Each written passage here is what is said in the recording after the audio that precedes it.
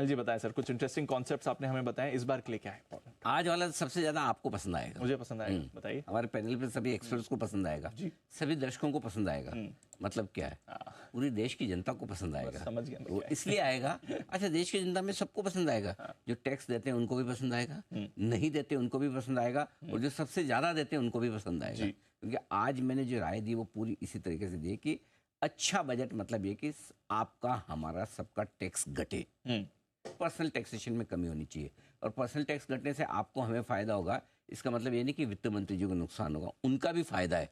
कैसे, मैं समझाता हूँ जी। 5 तरीकों से वित्त मंत्री जी को पर्सनल टैक्सेशन में राहत देनी है, इनकम टैक्स में राहत देनी है। ये 5 तरीके हैं, 3 तरीके से आप कर सकते हैं। 5 के 5 लें, बहुत अच्छी बात। 5 नहीं तो उनमें से जो आपको पसंद आए लीजिए। सेक्शन 80C की लिमिट 1.5 लाख से बढ़ाकर 3 लाख या इससे ज़्यादा कर लें। एक बार ग्राफिक्स आ जाए सामने, मैं आपको सामने रखता हूँ। तो सेक्शन 80C की लिमिट 1.5 लाख से बढ़ाकर 3 लाख या ज़्यादा कर दी जाए। ज़रूरी है सर, बहुत ज़रूरी है। करेक्ट।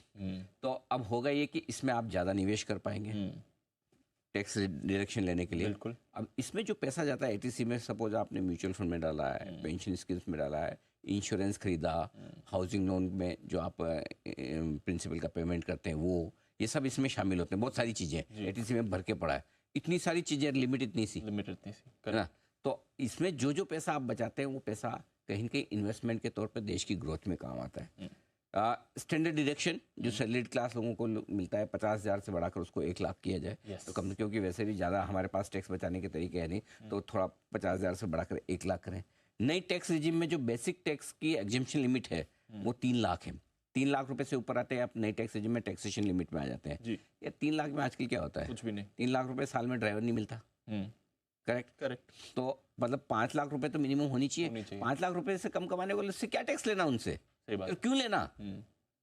ठीक है, आप बड़े से तो ले ही रहे हो ना, तो पहले बेसिक लिमिट ही ऊपर करो, तो वो एक हो गया। और कंपनियों की तरह हाईएस्ट टैक्स स्लैब जो है वो 30% से घटाकर 25% की जाए।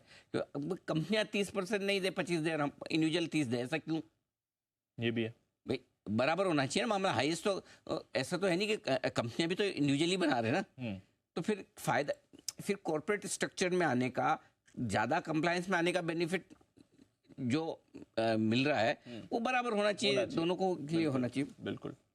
पुरानी टैक्स रिजिम की तरह नई टैक्स रिजिम में भी सरचार्ज घटना चाहिए। पुरानी टैक्स रिजिम में सरचार्ज है 25% और नई में है 25% और पुरानी में है 37%। तो पुराने में अगर आप हाईएस्ट टैक्स स्लैब में है और सरचार्ज वगैरह मिला के जाते तो आपका हाईएस्ट टैक्स स्लैब पहुंचता है 42.7% और नए में आके घट के रह गया 39%।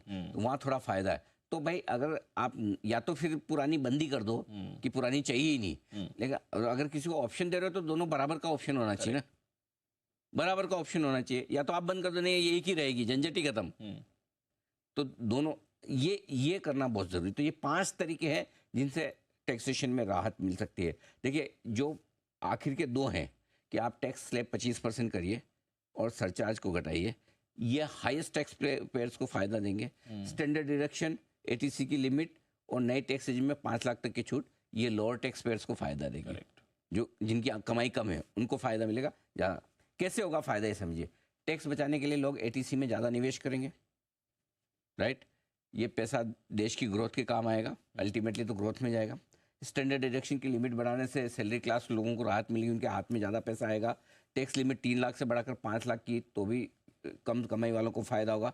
और सबसे बढ़िया चीज़ क्या है दीप, जो सैलरीड क्लास लोग हैं, जो कम कमाई वाले लोग, उनके हाथ में जब पैसा आता है ना तो खर्च ज़्यादा करते हैं। जब खर्च ज़्यादा करते हैं तो इकोनॉमी में पैसा आता है, इकोनॉमी की ग्रोथ आती है, उससे और आपका टैक्स बढ़ता है, बजाय इसके कि आप खर्च को रोकें। अच्छा, ऊपरी टैक्स स्लैब कम करेंगे 30 से 25% और सरचार्ज कम किया तो ज़्यादा कमाई करने वालों को फायदा होगा। अच्छा, वो ज़्यादा कमाई करने वाले के हाथ में अब जैसे पैसा ज़्यादा बच गया, ऐसा तो नहीं कि 2 की जगह 4 चपाती खाएंगे। वो तो जैसे जैसे पैसा आपका बढ़ता जाता चपाती कम होती जाती है। करेक्ट। तो हाँ, तो खाना तो उतना ही है जी। तो वो जो पैसा बचाएंगे वो 2 तरीके से उसका इस्तेमाल होता है। या तो वो इन्वेस्टमेंट और ज़्यादा करेंगे या खर्चा ज़्यादा करेंगे। वो खर्चा करेंगे लग्जरी और डिस्क्रिशनरी आइटम पर, और इन्वेस्टमेंट करेंगे तो देश के काम आएगा, सो बिजनेसेस में आएगा या बड़े इन्वेस्टमेंट्स आएंगे। तो मेरा ये मानना है कि बजट में किसी भी तरह की पर्सनल टैक्स में जो छूट अगर दी तो इकोनॉमी को बूस्ट करेगी, ग्रोथ को बढ़ावा देगी। इसलिए आज जो है वो आपको हमको सबको पसंद आने वाली चीज़ है। मैं उस बजट को अच्छा बजट मानूंगा जिसमें पर्सनल टैक्सेशन में राहत दी जाए। और इस वक्त जब direct tax collection, personal tax collection life high पर चल रहा है, साल दर साल 20-20% की ग्रोथ आ रही है, अब नहीं करेंगे तो कब करेंगे? वित्त मंत्री जी ने ये करके देख लिया, जब जब टैक्स घटाया टैक्स कलेक्शन बढ़ा है। इसलिए यही फॉर्मूला जो कंपनियों पे लगाया है, इंडिविजुअल्स पे भी लगाइए। करा दीजिए अनिल जी। ये करना चाहिए बजट में। चलिए, बहुत बढ़िया आइडियाज हैं। आशा करते हैं कि इस पर बजट में भी एक्शन आपको आते हुए दिखे। एक हमारे दर्शकों की जानकारी के लिए बता दूं कि पुरानी और नई टैक्स रिजिम में क्या है, दरें क्या है, वो जरा समझ लीजिए। पुरानी टैक्स रिजिम में 2.5 लाख रुपए तक आपके कोई टैक्स नहीं लगता। 2.5 से 5 लाख के बीच में 5% है, 5 से 10 लाख के बीच में 20% है, और 10 लाख के ऊपर सीधा लगता है 30%। नई में 3 लाख तक कुछ नहीं लगता, 3 से 6 में 5% है, और 6 से 9 में 10 लाख है, 6 से 9 में 10% है, 9 से 12 में 15% है, और 12 से 15 में 20% है, और 15 से ऊपर 30% है। स्लैब्स भी बहुत ज़्यादा है, ये भी कम करने की जरूरत है एक्चुअली, ताकि ये है ये पूरा ये भी है। ठीक है सर, चलिए आशा करते हैं कि इस पर एक्शन ज़रूर